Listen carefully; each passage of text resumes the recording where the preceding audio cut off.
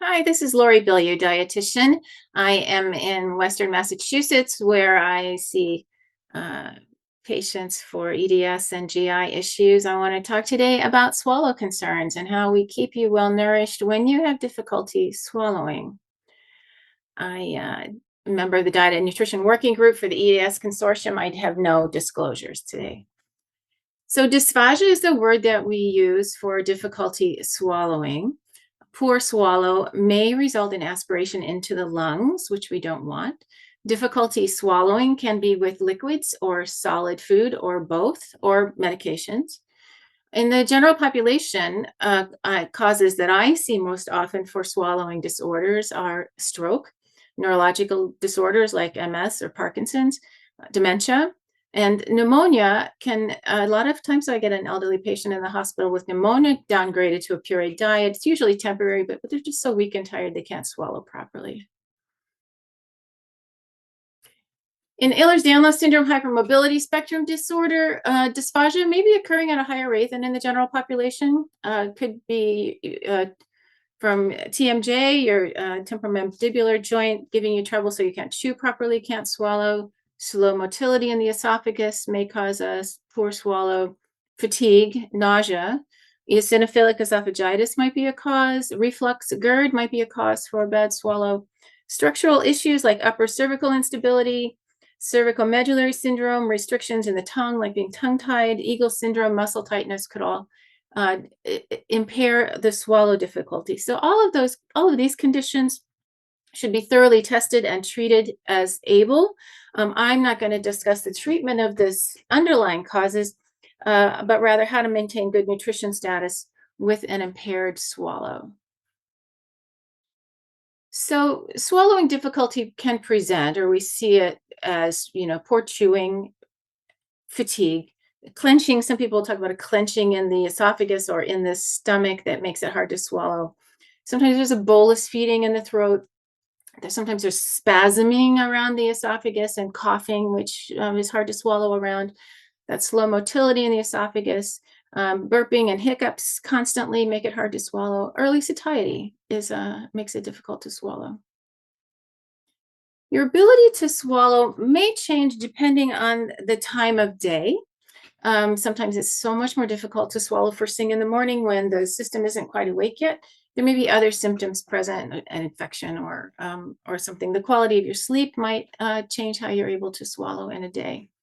The interventions I'm going to talk about using today are many of them are the same interventions we'd use on a delicate GI system to help ease the work of digesting.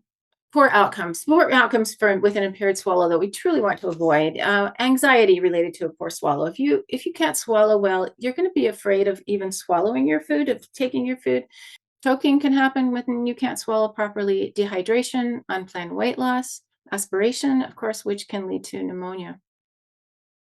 The professional support you need if you have swallowing difficulty might be gastroenterology, uh, uh, ear, nose, and throat, orthopedic in order to treat those underlying conditions, speech and language pathologist or speech therapist.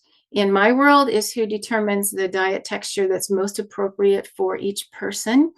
And the nutrition professional, the speech and language pathologist will also provide therapy to help improve a swallow. Your nutrition professional, registered dietitian, nutritionist, is the person who can interpret that diet order into a doable and palatable daily intake, and also to assess for nutritional adequacy so that we don't get the malnutrition. IDSE, or the International Dysphagia Diet Standardization Initiative, is a framework for discussing dietary adjustments that is new out over the past 5 or so years, working on standardizing language globally so we speak about it properly. I find in the States, the institutions are very slow to adapt, but eventually they're coming on board. Hospitals are on now for the most part, I think. But the IDSE website has handouts for patients that are very helpful, and so highly recommend using those. This is the framework. Let me try to make this give you a little guidance because it's a little confusing to look at to begin with. At the top of the upside down triangle, Level 7 refers to food with a normal texture, not altered at all. Then descends to softer food, food that is minced or ground, and then to pure food that is pureed at level 4, and level 3, food that is liquidized because in order to swallow properly. Then the parallel triangle uh, starts at the top with extremely thick liquids, the same as pureed foods, moderately thick liquids, mildly thick, slightly thin. Some of the old names for these liquid thickenings here would be nectar thick, honey thick, pudding thick. We're moving into this language. All right. So the IDSE website also offers tools for determining whether you've gotten to the correct texture and thickness, but it's your speech therapist who will help you understand that process. So if you have trouble swallowing fluid, uh, first you want to optimize the treatment of the cause of that problem, of course.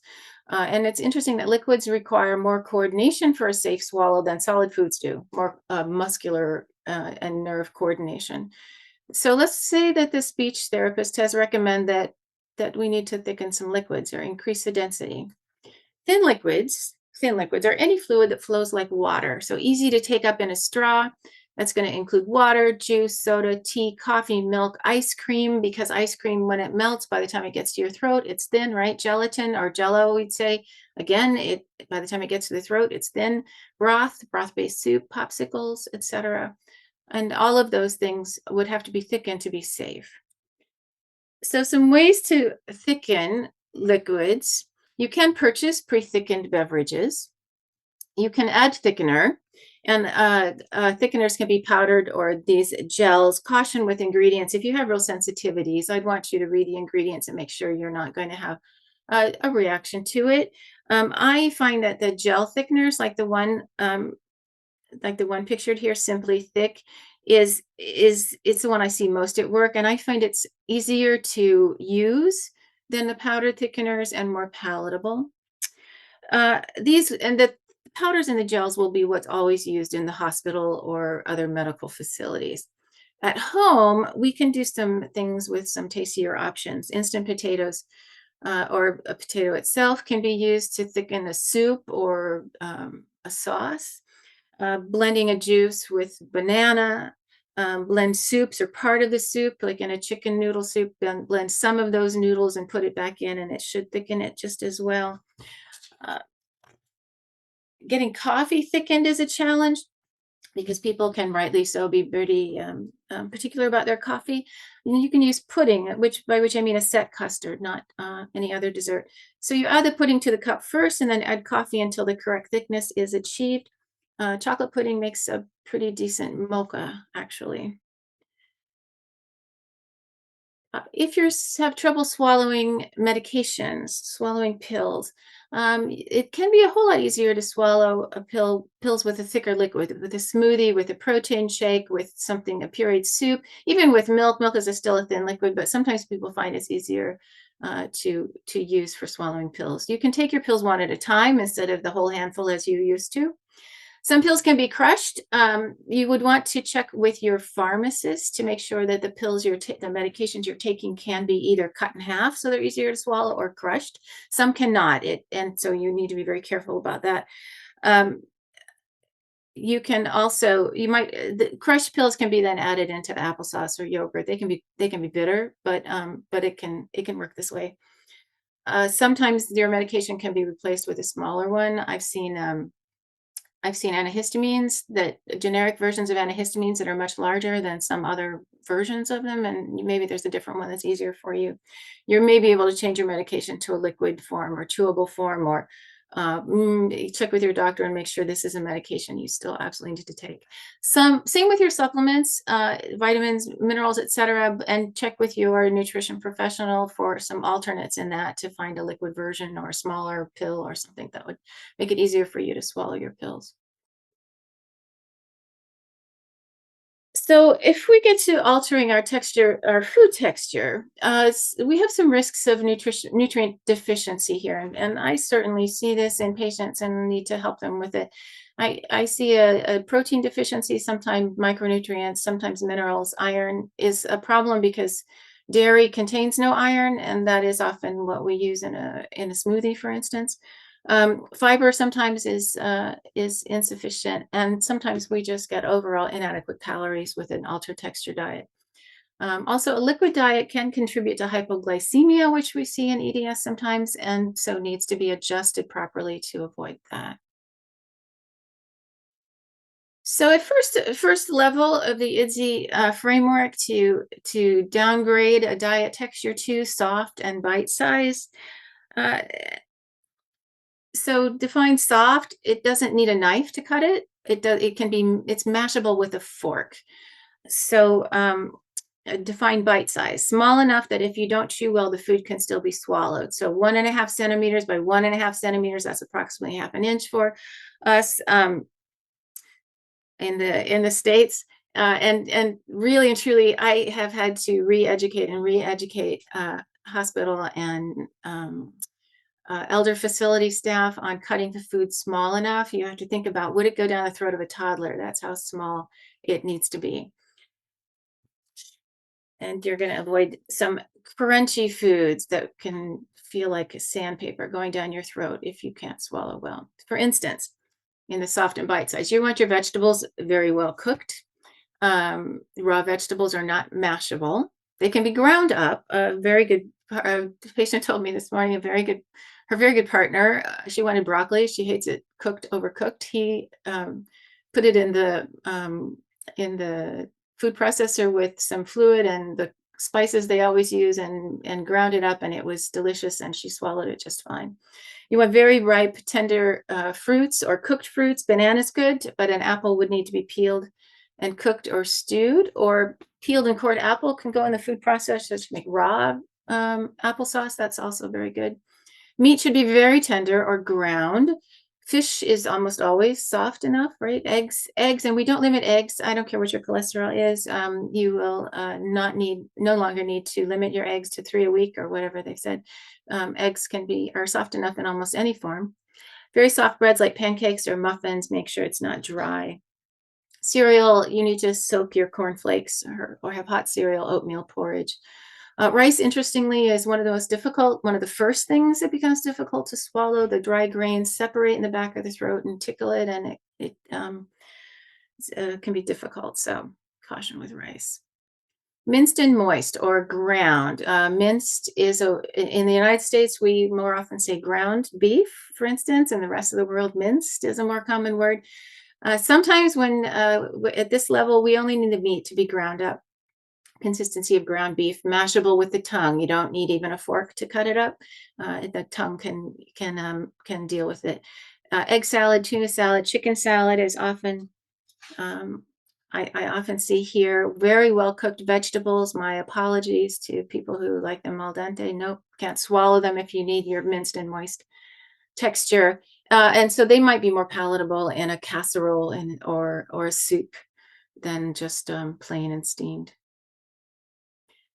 In this area of soft, bite-sized, ground, minced diet, I like to remind people that a lot of foods that are frequently in our diet are already fit in here. And so here's some of the recipe titles that you might know that are easily used in a very soft diet. You just need to make sure you cut the ingredients smaller than you probably usually would. So a souffle, a bisque, who doesn't want a lobster bisque, a stew with very small cut up ingredients, a spread like crab dip, spinach dip, casserole, pate, especially if you enjoy a liver pate, we can solve some nutrient deficiencies with that in terms of iron, etc. And these others as you see. So here's a hot tip. Peanut butter can be very important when you don't have a lot of energy to cook for yourself. Peanut butter is sticky, can be hard to swallow. Old nursing home trick is to mix the peanut butter with the jelly before you put it on the extremely soft bread that you know you're able to swallow. So then even we have to go all the way to foods that are pureed. Think about the texture of mashed potatoes. Almost anything can go in the blender, but you're going to need to add extra liquid. Instead of using water, which will dilute the flavor, we want the flavor to be good. We're going to use extra broth or extra milk, whatever you tolerate, or extra juice, depending on the flavor of the food. So use the same spices and flavors you would always use in the pureed foods. And this kind of diet might be more palatable as a soup or as a smoothie out of a cup or a bowl um, uh, instead of on a plate. Prepared baby food is an option for, especially for people who you can't stand up and cook this. So the prepared baby food, making sure that you have a good variety so you meet your nutritional needs, can be helpful to you.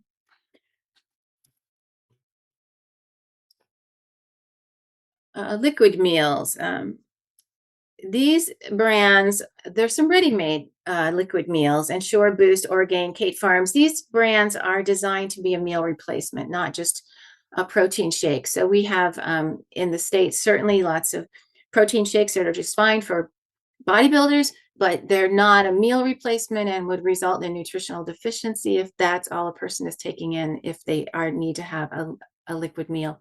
So even though I would rather people create their liquid meal out of whole foods, sometimes convenience is the most important consideration.